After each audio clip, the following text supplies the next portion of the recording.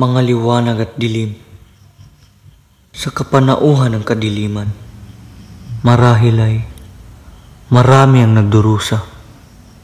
Maraming tahimik, ngunit napapahamak. Oo, nabubuhay ang takot at paghihinagpis. Hihintayin ko ang araw na itong lahat ay lilipas, malayo sa kabiguan at pang-aapi. Kaya kayong mga kalaban ko, mga dayuhan, huwag niyo akong salingin. Nole me tangere.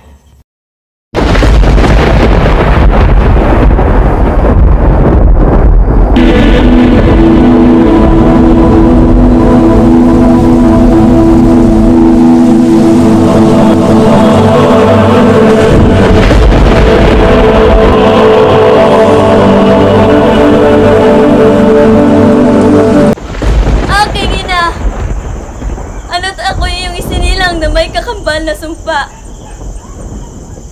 Ipinakikiusap ko sa iyo na ako'y kunin at ibalik sa iyong pinaroroonan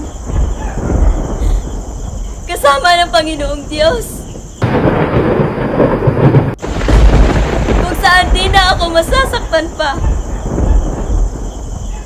Pagod na akong mabuhay,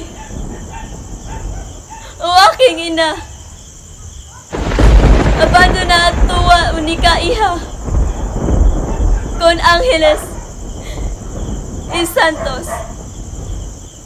Wala na halaga ang aking buhay. Alamin ninyo ang kwento ng mga taga San Diego. Maraming malungkot, masungit. Marami rin ang nagsasaya parang walang problema. O di kaya'y nagkukunwaring walang problema. Sa kalye Anlauge ng Binondok, sa isang malaking bahay, nakatira si Don Santiago de los Santos na higit na kilala bilang Kapitan Tiago. Kilala siya sa buong bayan dahil sa kanyang kayamanan, lalo't higit sa kanyang kabaitan. Isang gabi sa kanyang tahanan. Jesus Maria Josep, maghintay nga kayo mga bulagsak.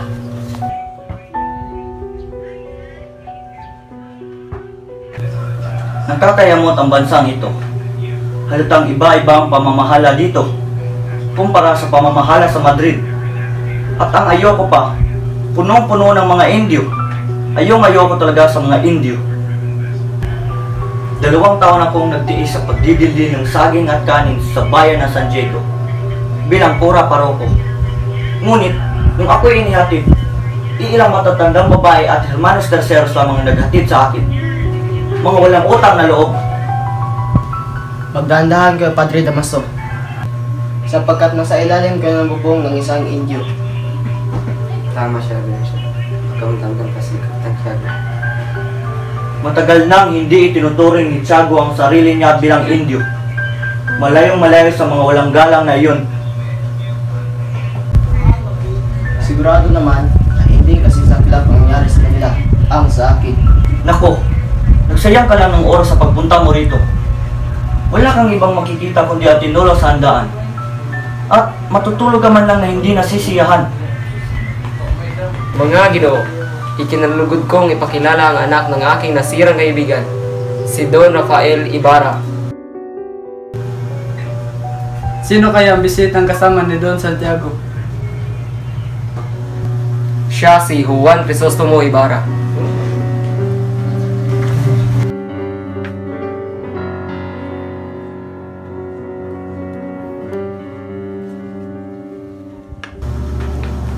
Aba! Nandito pala ang kura ng San Diego. Isang matalik na kaibigan ng aking ama. Kumusta ho, Padre? Patawad, Padre. Ngunit nagkamali ho ata ako. Ang buong akala ko ay kayo si Padre Damaso. Ako nga.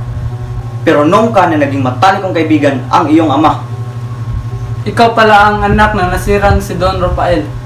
Naway ang kasiyang napagkait sa kanya ay mapasayo. Isang mabait na tao ang iyong ama. Nakilala ko at malimit ko nakasama ang iyong ama. At masasabi ko na isa siya sa mga kagalang-galang at matapat na mamamayan ng Pilipinas. Gracias, Senyor. Ang papuri ninyo sa aking amay pumawi sa mga hinala ko, hinggil sa kanyang kapalaran, na kahit akong anak niya, ay wala pang nalalaman.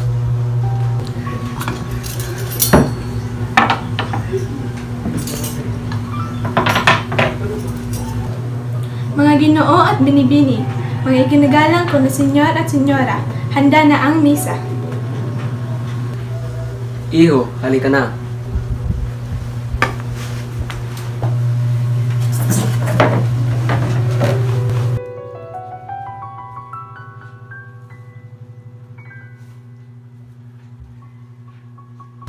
Nagpahanda talaga ako ng tinola para sa'yo. Batid kong matagal mo na itong hindi natitikman. Servidor, ipasok mo na ang sopas. Hoy ikaw, dali mo nga rito. Pronto! Alam niyo ba, sa lahat ng pagkain dito sa Las Pilipinas, ang tinola ang aking paboritas. Es muy delicioso.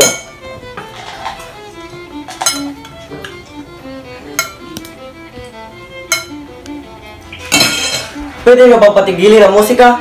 Nagkakarindi sa tenga! Ipahinga niyo muna ang instrumento ninyo. Senyor Ibarra, 7 taon na pala kayo nag-aral sa Europa. Buti na ang itindi ninyo na limot ang Las Pilipinas. Hindi po. Kahit ilan nalimot na ako ng ating bayan. Kikeres de Ser. Halos 1 taon na po akong walang makuhang balita. Maging sa San Diego. Kaya hanggang ngayon, hindi ko pa rin alam kung ano ang dahilan ng pagkamatay ng aking ama. Don Ibarra, nasan po ba kayo sa Europa? Tila yata hindi kayo nakakatanggap ng mga telegrama. Pwede namin, senyor at senyora. Pero para hindi malungkot ang ating usapin, lalo na nasa gitna tayo ng kasiyahan. Ito na lang yung sagutin, senyor. Ano ang katangitanging nakita mo sa bansang iyong narating? Yan na ba ang epekto ng edukasyon sa Europa? Nauumid ang dila ng isang tao na para bang isang mudo.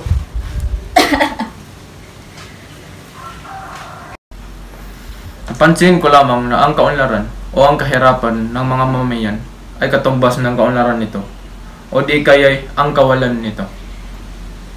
Yan lang ba ang natatandaan mo? Ang tagal mong naroon sa Europa. Ang laki ng ginugol mo. At iyan lang ang iyong natatandaan sa tagal mo ron?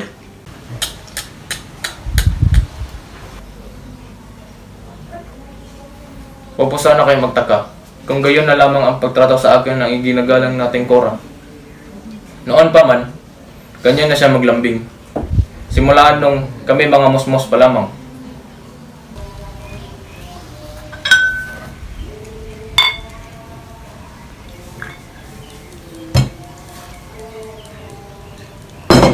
Hay nako, naway tanggapin ninyo ang aking sinserong paumanhin. Dispensa, ipagpatuloy po natin ang ating hapunan. Maupo ka muna, iho. Hindi na po, tiyo. Ipagpaunin niyo pong lahat. Ipagpaunin niyo po, tiyo. Ngunit, kailangan ko na magpaalam. Inom na lang po tayo, alang-alang sa Las Pilipinas at Espanya. Salud!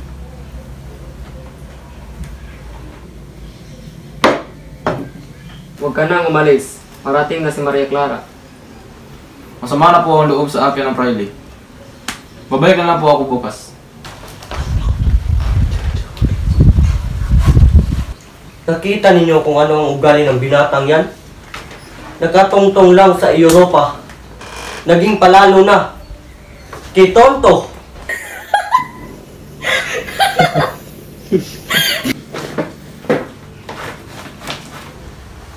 Yoere, primero.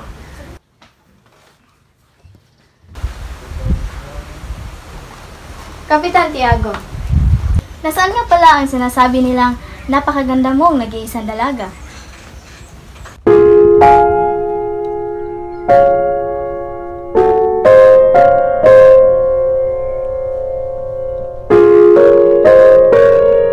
Si Ibarra ay lumalakad, na di batid kung saan siya patutungo. Sa mahinang lakad ay narating niya ang liwasan ng binundok. Nagpatuloy siya sa daang sakristiya. Naroon ang mga insik na nagtitinda ng sorbetes at mga babaeng nagbibili ng punong kahoy. Diyos ko, sa umagang ito'y parang pangarap lamang ang 7 taon ko sa Espanya. Naramdaman niya ang dantay ng isang magang kamay sa kanyang balikat. Binata, mag-iingat kayo sa mga lihim ng kaway. Ang nangyari sa iyong ama ay dapat maging isang aral sa inyo. Ipagpatawad ninyo sa wari ko'y naging mahal sa inyo ang aking ama. Ngunit sa aking pagkakabatid ay wala ako o kahit ang aking ama na mga lihim na kaaway. Madalas ang masyadong kapanatagan ay maaaring magdudulot sa atin sa ilang katamakan. Hanggang sa huling hininga ng inyong ama na si Don Rafael Ibarra, hindi pa rin siya makapaniwala na mayroon pala siyang nagtatagong mga kaaway. Ngayon alam ko na ang dahilan kung bakit nag-alinlangan si Kapitan Tiago na magsabi sa akin ng mga kaalaman sa aking ama. Ngunit, bakit sa iyo ginulong tapilitan? Ano ba ang naging kasalanan niya? Tanging kasalanan lamang ay siya ang pinakamayroong tao sa buong mundo. Ngunit, huwag kayong mag-alala dahil ang mabulok sa bilaguan ng bansang ito ay may tuturing na kawayan. Ngayon ko lamang nalaman ang tunay na nangyari sa aking ama. Tunay ngang napakalupit ng kanyang sinapit. Patawad ho. Ngunit kailangan ko nang umalis. Ipapaubaya ko na lang kay Kapitan Tiago ang iba pang nangyari upang kanyang ikwento. Muchas gracias, Teniente, sa pagbabahagi mo ng kaalaman sa aking ama. Di nada, Senyor Ibarra. Nagpaalam na ang dalawa sa isa't isa. Nagpunta na sa kwartel ang tenyente, habang sumakay naman si Ibarra ng kalesa at nagpahatid sa Fonda de Lala. Samantala, sa bahay ni Kapitan Tiago. Nabusog kaya ang mabisita sa handaan? Palagay ko'y oo, Santiago. Paniguradong nabusog sila. Sa dami ba naman ang ating handa? Oh, Clarita! Narito ka pala. Hey, Isabel. Oh, siya. Maiwan ko na muna kayo at ako'y mag-aayos pa sa kusina.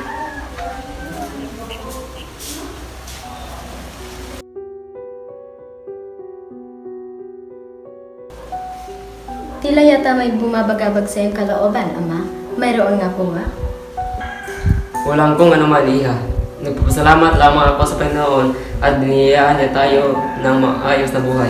Ngunit sa wari ko ay mas masaya sana tayo kung ang iyong ina ay hindi nawala sa atin ng maaga.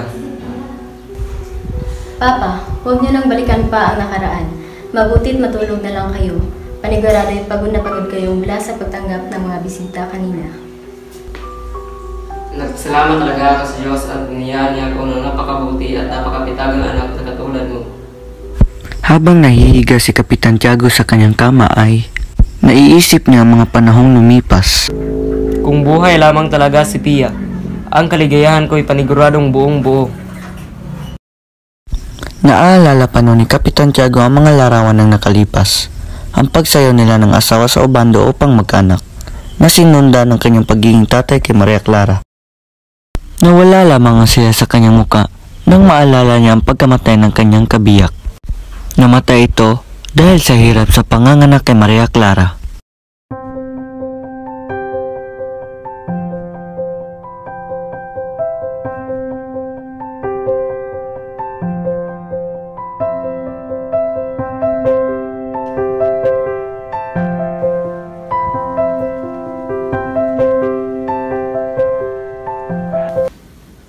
Oo, Pia, aking mahal na esposa, naway makapiling ng lumikha ang iyong kaluluwa. Sumalangit ka nawa. Kinaumagahan, makikita si Maria Clara na nakaupo sa isang silyon katabi ng isang bintana. Habang abala sa pagbuburda, bukas sa kanyang kilos na may hinihintay siyang bisita. Mahabaging Panginoon, ano kaya ang dahilan ng kanyang pagkahulog? Ang kanyang pagkainip ay napawi ng may kalisang pumara sa tapat ng kanilang tahanan.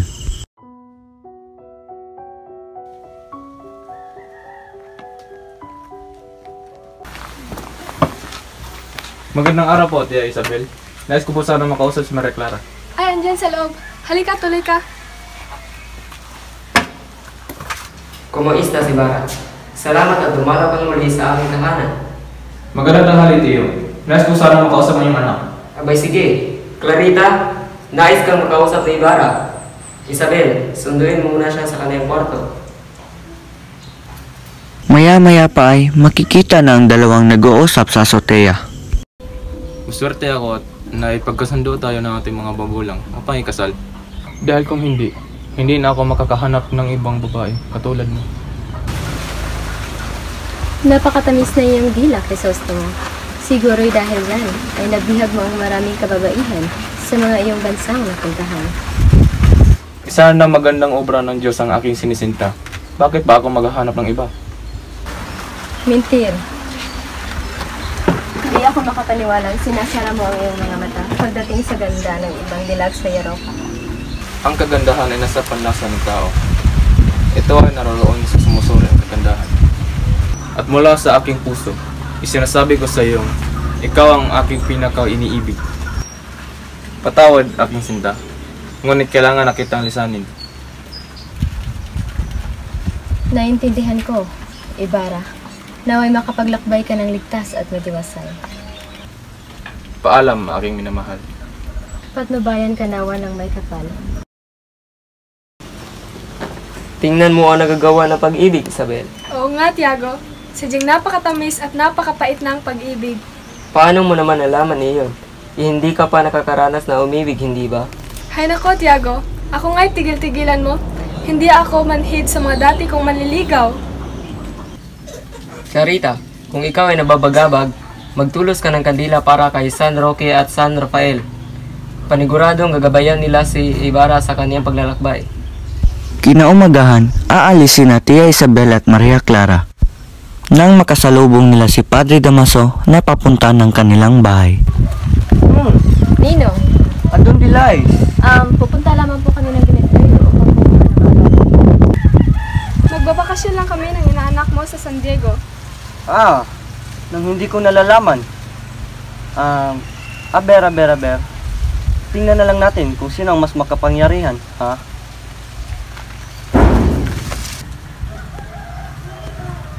Tila yata nagagalit ang ninong. Baka nagmememorya pa ng sermon niya. Vamos, Nanya. Santiago!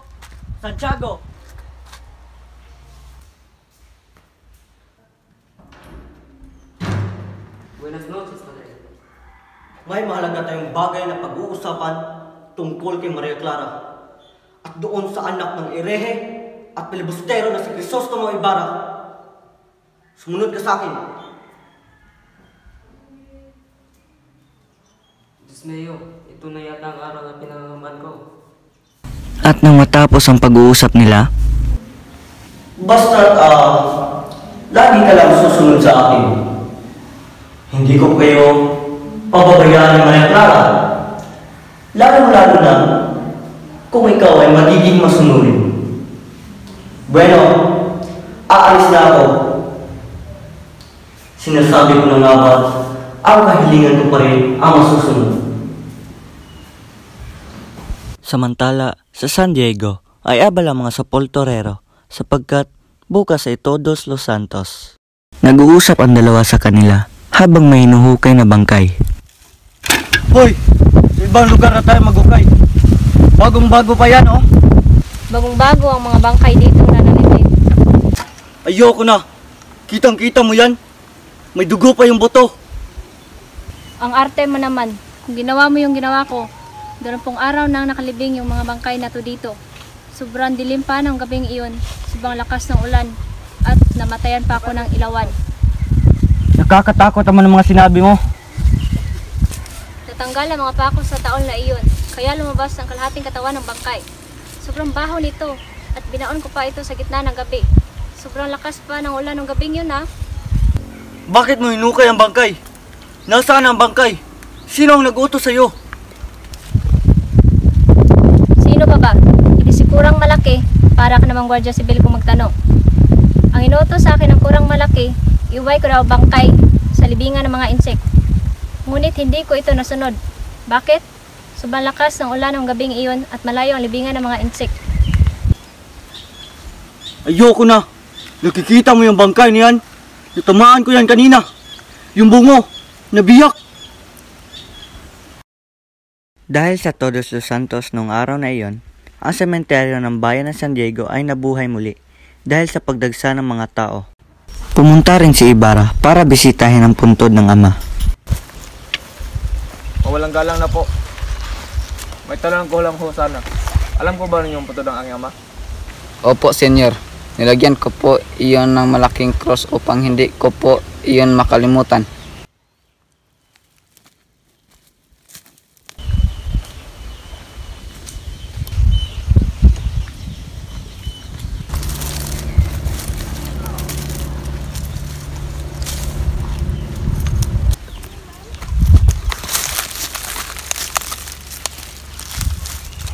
Akala ko ho ba alam ninyo ang kinalagyan ng puntod aking ama?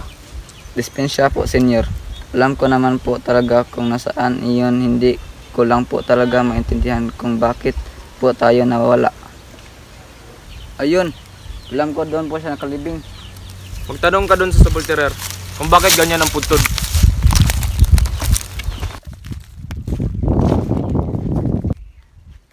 Mawalang galang na po. Alam niyo po ba kung nasaan ang puntod na may malaking cross na nakapangalan ay Don Rafael Ibarra? Ah, yung cross na puntod na may mga bulaklak? Sinunog ko na. Sinunog? Bakit hinukay ang bangkay ng aking papa? Saan mo dinala ang bangkay niya? Inutos po ng kurang malaki na ilibing siya sa libingan ng mga insek. At ginawa mo naman ang sinabi niya? Hindi po. Hindi ko noon po na ituloy iyon. Umulan po noon. Naisip ko marahil na itapo na lang ang kanyang bangkay sa ilog. Kaysa naman ilibing siya kasama ng mga insek. Kaya itinapon ko na lang ang kanyang bangkay sa ilog upang iyon ay rin. Sa sobrang sakit ng nadama para sa ama, ay hindi na napigilan pa ni Ibarra ang damdamin. Nang hindi na niya kaya, ay mabilis siyang tumalikod at umalis. Sa kanyang daan pauwi, ay nakasalubong niya ang kura ng San Diego, si Padre Salvi. Tiningnan siya ng masama ni Ibarra, hinila ang kanyang suot na sutana at kinausap. Ayusin ang iyong mga alampay. Ahora mismo.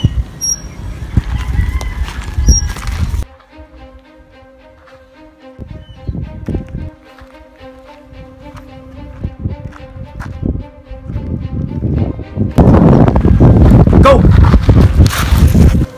Ikaw ba ang gumawa na ganon kaparastangan sa aking ama? Ikaw ba? Sumagot ka!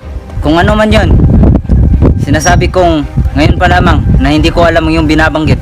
Eh kung hindi ikaw, sino? Sigurado akong hindi ako ang kura na iyong hinahanap, kundi ang pinalitan kong kura na si Padre Damaso.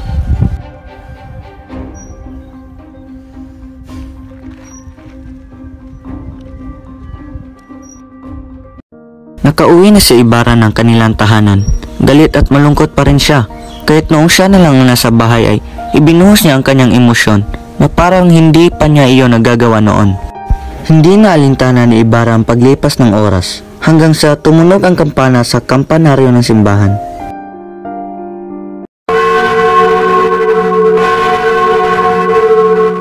Makinig kayo. Ang ganda ng panahon, di ba? May darating na dilubyo. Kaya ang tangi ko kakampi sapagkat ito ay magdadala ng maraming unos sa inyong lahat. Sinisin ko ang bawat kapitan ang pagbili ng tagahuli ng kidlat o karayos. Ano daw? Kayo rin ang mawawalan.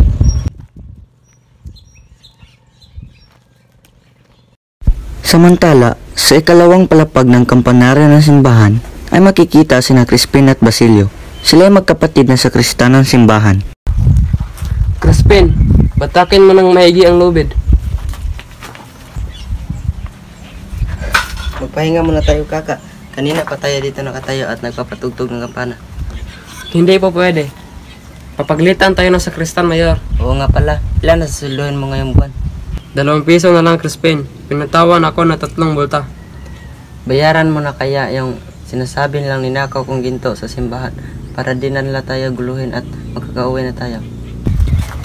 Natatakot na kasi ako napagkasama ng kura at lalo na yung sakristan, Mayor.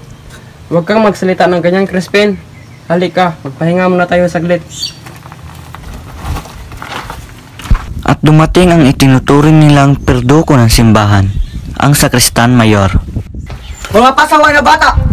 Bakit nagpapahinga kayo at hindi nagpapatugtog ng kampana? Ikaw, Basilio, magbumulta ka dahil sa hindi magkanatugtog ng kampana. At hindi ka uuwi ng alas 8, kundi alas 10 ng gabi. Ngunit humulin po ako ng gwardya. Wala akong pakialam! At sumasagot ka pa! Ikaw, Crispin! Hindi ka makakauwi hanggat hindi mo inilalabas ang mga ninakaw mo! Hindi ko naman po yung ninakaw eh. At sumasagot ka pa! Itong sa'yo! Tama na po. Aray ko po, tama na po. Tama na po. Aray ko po. Kuya! Crispin! Kuya! Crispin! Crispin! Wala nang nagawa pa si Basilio para sa kapatid. Tanging mga hambalos, impit na sigaw at daing na lamang ang kanyang narinig. Pagkatapos noon ay nakabibinging katahimikan. Pagdating ng ikasampu ng gabi ay nakapinid na ang buong simbahan, kaya't kinalag niya ang tali ng batingaw upang makabadaos daw siya mula sa bintana ng kampanaryo. May maririnig na 2 putok ng baril sa lansangan, ngunit walang sino man ang pumansin. Samantala, sa labas ng bayan ay makikita ang maliit na dampani na Sisa, ang ina ni na Basilio at Crispin. Masaya siyang nagluluto ng tuyong tawilis, tapang baboy ramo at isang hita ng patong bundok na hiningi niya pa kay Pilosopo Tasio. Nagsaing din siya ng maputing kanin at namitas ng kamatis sa kanyang bakuran upang gawing sausawan.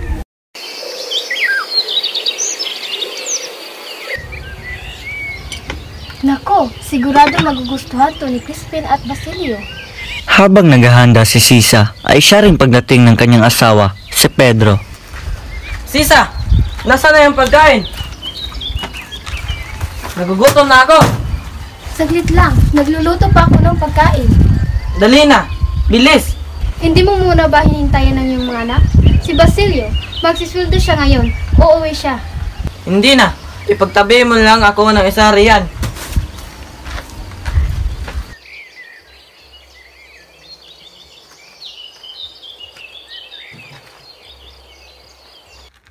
Wala nang nagawa pa si Sisa.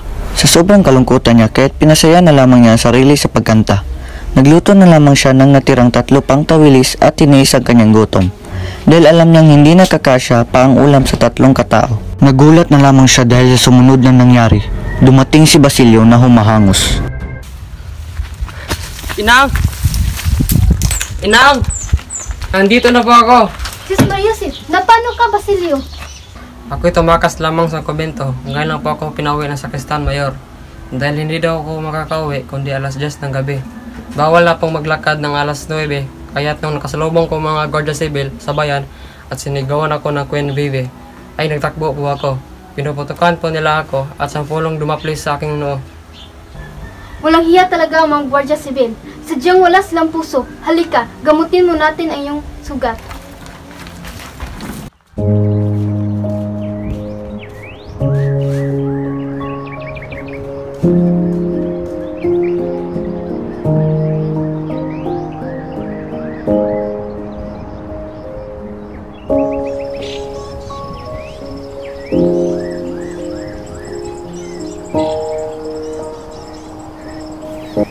Inay, may pagkain ta po ba?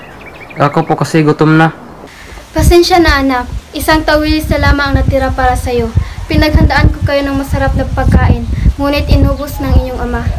Pagpasensya niyo na lang din siya. Hindi kanya pa po sinaktan? Huwag ka nang mag-alala. Hindi naman niya ako ginawa ng masama. Bakit daw hindi makakauwi si Crispin? Saan ko siya ng sakristan mayor? Dahil yung nakakano ko siya ng 2 segundo. Kahit hindi naman po talaga siya ako. Hindi naman siya magkakawi hanggat hindi niya binabalik ang mga iyon. Mahabaging Panginoon, kawawa naman ang bunso kong anak. Hindi naman magnanakaw ang anak ko eh.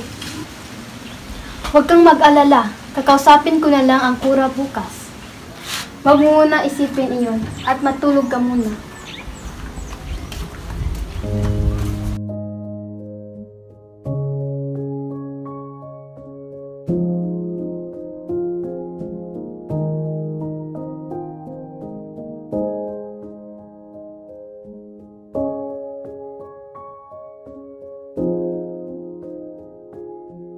Natulog ng mag-ina sa kanilang papag. Naglalaro pa rin sa isipan ni Basilio ang sinapit ni Crispin sa sulok ng kumbento. habang takot na takot. Umiikot sa isipan niya ang mga daing at sigaw ni Crispin habang wala siyang magawa dahil sa sariling takot. Sa kapaguran, nakatulog din si Basilio. Ngunit sa kanyang pagtulog, siya ay nagkaroon ng isang masamang panaginip. Napanaginipan niya si Padre Salvi na pinagpapalo si Crispin kasama si Sacristan Mayor dahil siya raw ay nagnakaw. Pinaglalaban ni Crispin na hindi siya ang nagnakaw at ang Sacristan Mayor ang tunay na nagnakaw. Kaya pati ang Sacristan Mayor ay nakisama na rin sa pagpapalo sa bata nang walang tigil. At dahil sa panaginip na iyon, nagising si Basilio. Crispin? Crispin? Crispin! Siko anak, napano ka? May problema ba? Nay, ari ko na pong mas Tristan. Sunduin mo na bukas si Crispin sa komento. At kunin mo na rin ang huli kong sweldo. Papakiusap ko po kay Don Ibarra na tanggapin po ako nila na taga-pastol ng ayot nila. Pagparahin po si Crispin kay Rosso Potasio. Mabait naman po si Don Crisostomo. Baka bigyan ako nila ng gatas ng gustong-gusto ni Crispin. O kaya po, bibigyan nila ako ng isang batang kalabaw. Hindi pa po ba mainam yun, ina? Pumayag na po kayo! Oo, nauna, halika dito.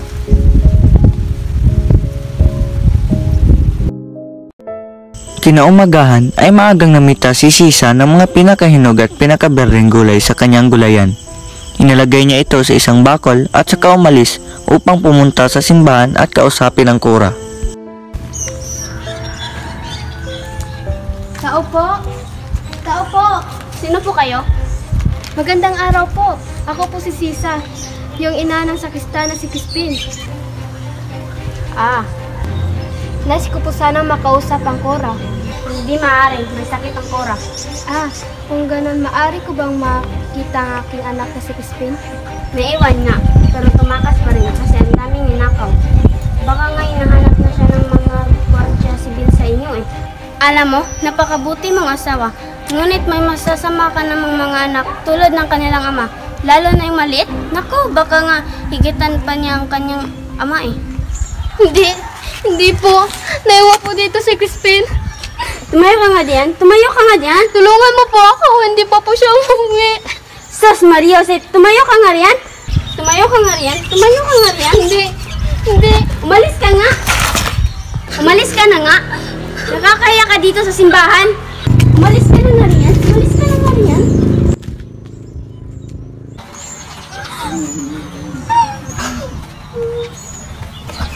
Sa tabi ng lawa, nag-uusap sina Ibarra at ang binatang guro. Itinuro ng guro kay Ibarra kung saan panig ng lawa itinapon ng labi ni Don Rafael. Pati na rin ang kanyang mga naitulong at magagandang gawain.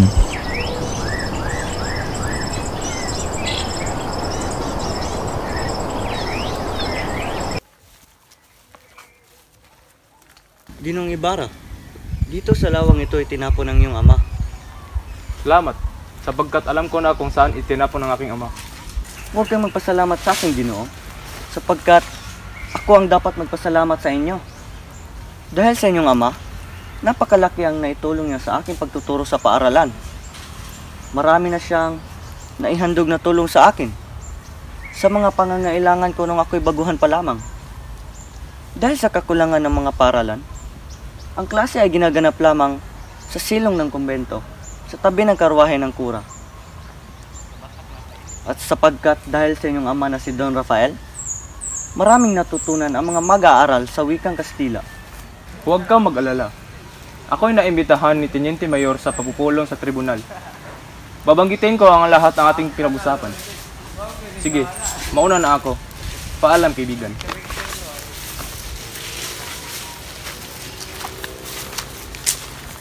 Tumatakbo na si Sisa dahil sa takot na mahuli ang kanyang mga anak dahil sa kasalanang hindi naman nila ginawa.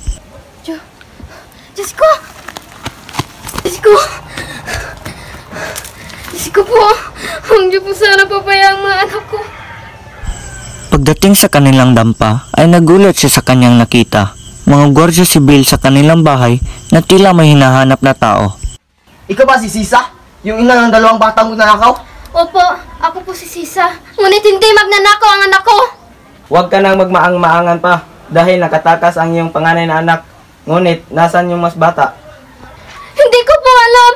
Hindi pa po siya umuwi mula kahapon. Kung gayon, ikukulong ka namin hanggat hindi mo inilalabas ang iyong mga anak. Hindi! Hindi! Hindi! Dinala ng mga Gwardiya Sibil ang kaawa-awang si Sisa sa kwartel ng mga Gwardiya Sibil at doon siya ikinulong. Yan ang nababagay sa iyo. Magulo ka sa bilangguan hanggat hindi mo itinuturo ang iyong mga anak. Walang magawa si Sisa kundi umiyak. Nakarating sa Alperes ang balita, kaya't nagdesisyon itong palayain si Sisa dahil na rin sa kawalan ng katibayan. Ang krimen sa kanan ng mura. Pagkawala ng pihak at porda sa gabalayan kailangan.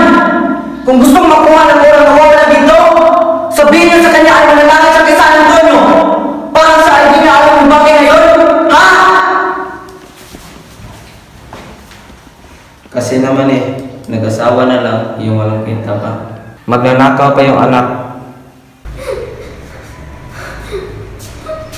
Hoy, laya ka na. Mabilis na tumakbo papalayo ng kwartel si Sisa habang umiiyak. Gula-gulanit na ang kanyang damit dahil sa pangit na kondisyon sa kulungan. Hindi na ininda ni Sisa ang nangyari sa kanya, bagkus ay hinanap na lamang niya ang kanyang mga anak. Pumunta siya sa kanilang dampa upang tingnan kung nandun ba ang kanyang mga anak. Crispin! Basilio! Asa na kayo?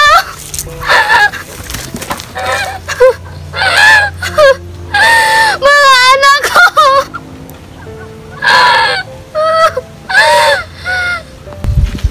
Inang, dito na po ako. Crispin! Basilio! Nandyan ba kayo? Sandang Tasyo! Nandyan po bang mga anak ko?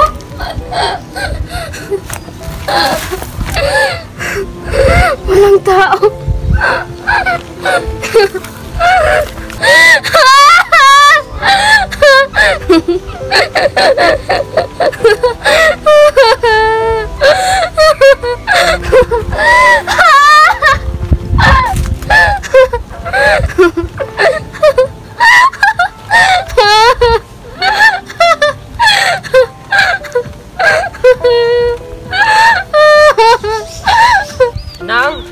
Inang! Nandito na po ako. Hoy, ikaw yung hinahanap na may bata. Huwag kang gagawa ng masama.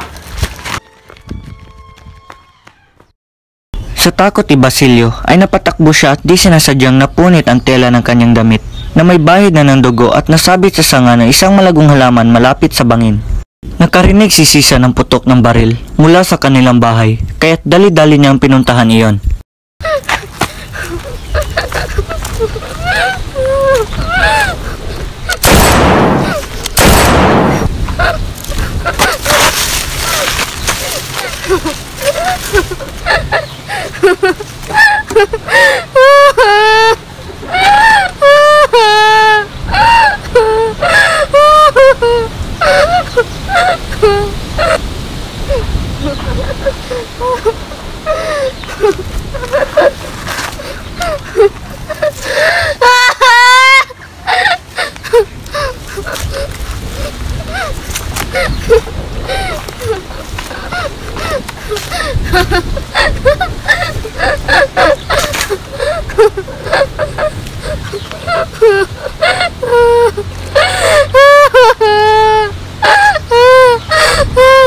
Mga anak ko!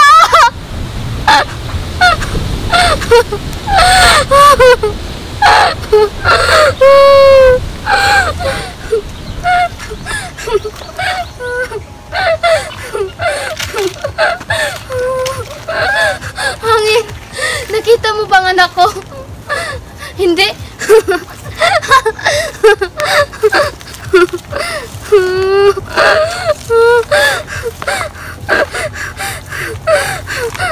Puno, nakita mo bang anak ko?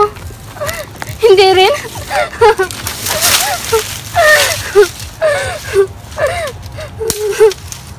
Kinaumagahan, makikita na si Sisa na pag-alagala sa lansangan habang kinakausap ang kalikasan.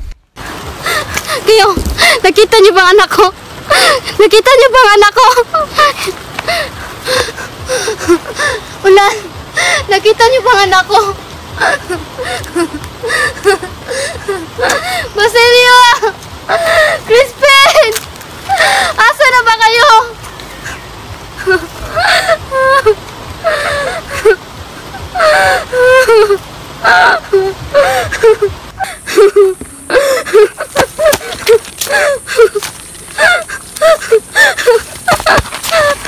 Basilio!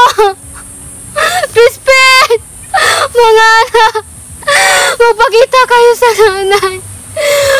Miss na kayo nun.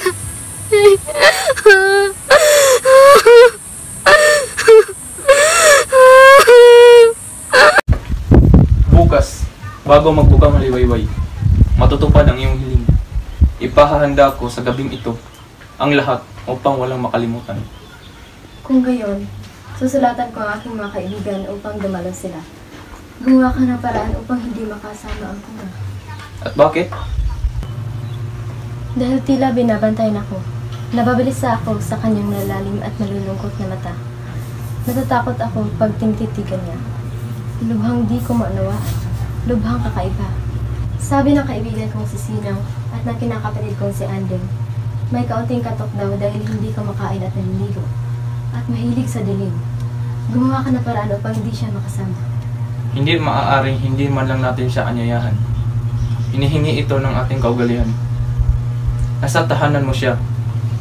Bukod sa pinakatinguhan niya ako ng mabuti, huwag kang mag-alala dahil hindi natin siya makasama sa bangka.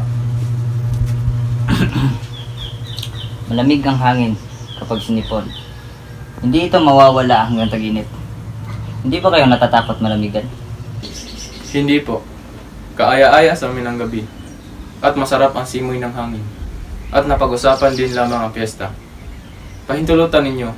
Anyayahan ko kayo sa idaraos namin bukas.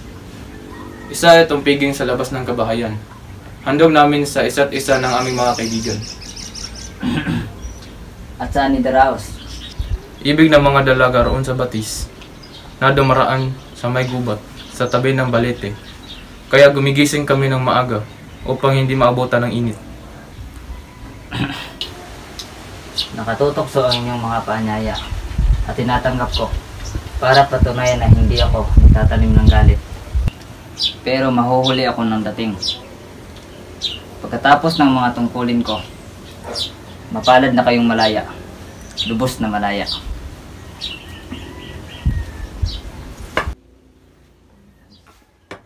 Mahal ko, aalis na ako. Magkikita lamang tayo bukas.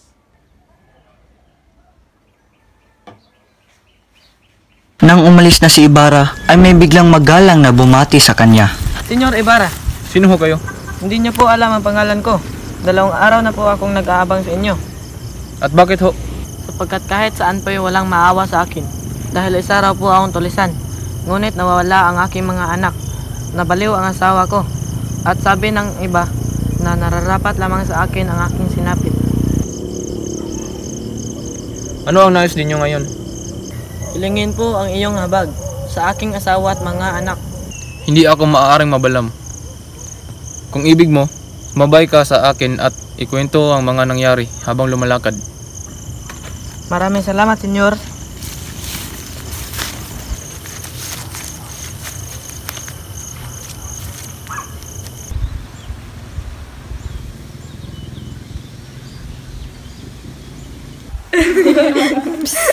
Silensyo. Nakita nila ang paparating na kalalakihan at ang isa ay tumugtog pa ng gitara. Tila gitara ng pulubi.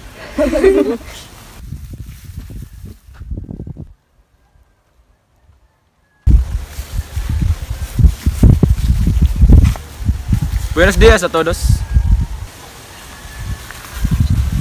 Magsipagdasal tayo.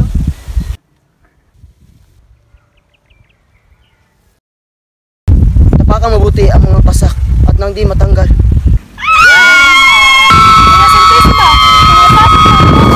Nagsigawan ng mga babae nang malaman na may butas ang bangka nila. Lumapit ang ilang mga lalaki sa bangka ng mga babae. Si Ibarra ay tumala kay Maria Clara. Si Albino lumapit kay Victoria. Naging pares-pares ang magkakatala sa bangka. Ang bangkero ay tahimik lang na nagsasagwan. Papunta sila sa baklad ni Kapitan Tiago. Dinaglaon ay dumating din sila sa isa sa mga baklad. Victoria, awitin mo ang awit ng pag-aasawa. Paumanhin, ngunit ayoko. Sige na, Victoria. Si Maria Clara na lang. Ngunit malulungkot ang aking mga awit.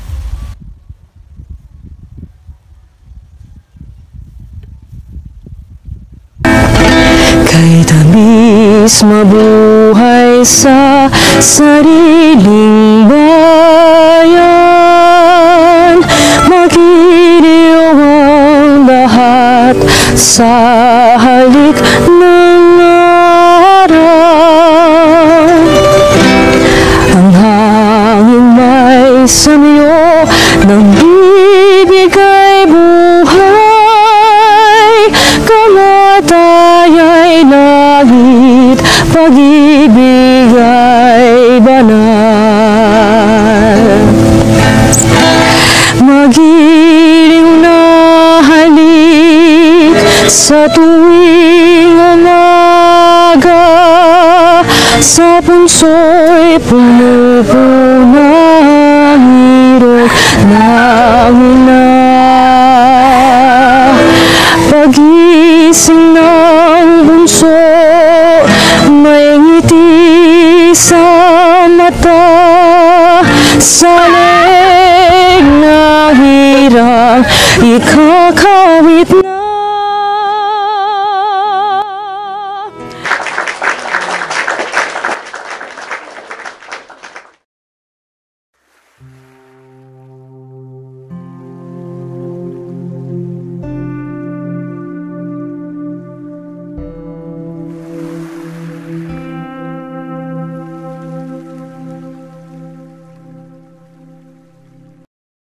Nasimulan mo na ba ang sinaing?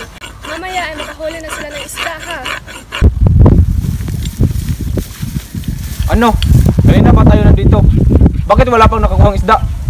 Hindi rin ho namin alam. Nako, papaano naman ang gagawin namin ni Anding? Hindi na kami makakapagsigang. Ano ang ating kakainin? Mukhang may butas ang lambat. Butas? Paano naman magkakaroon ng butas? Baka may kumagat. Kumagat? At sino naman ang kakagat?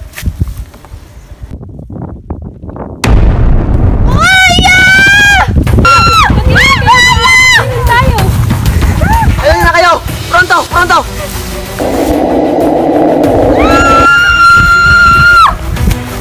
Senyor, ano ang gagawin mo? Hihibang ba siya? Huwag mabahala. Siya lang sa buong bayan ang makakagawa niyan.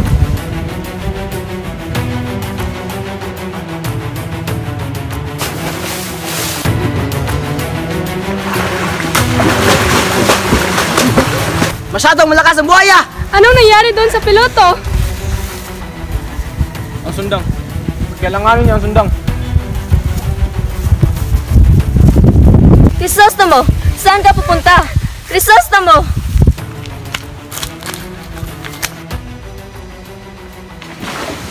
Crisostomo!